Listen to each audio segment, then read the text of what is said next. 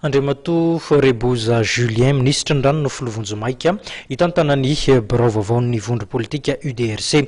Ny ao tampanao gazety ity farany tamin'ity androndroany ity na mitondra fanazavana makasika ny raharaha anatiny ity antoko politika ity na mitondra fomba fijeriny makasika ny toedraram-pirenena ihany koa.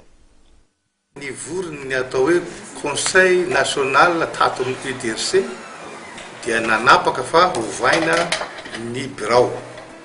Ka ny tenako no filoha vonjomaika ny UDRC mandra-pisy ny kongresy iraisany rehetra.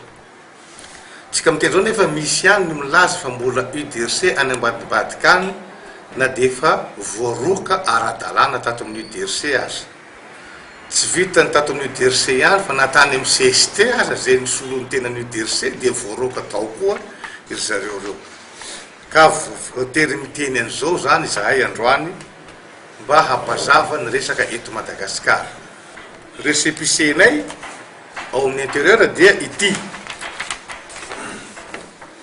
numéro 3020 tamin'ny 9 aogostra 2013 adressena aty amin'ny filoha Julien Reboza président. Marina fa nisy récépissé taloha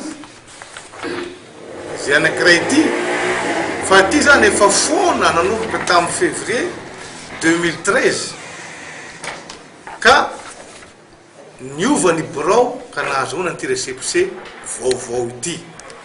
Ny tohin'izay mazava ho azy fa raha ny solotena atolotry ny UDRC ho ao amin'ny CES zay efa nivorinay omaly de omaly ary efa tapaka dia solotena atolotry ny UDRC avy ety aminay fa tsy hisy zany UDRC hafa zany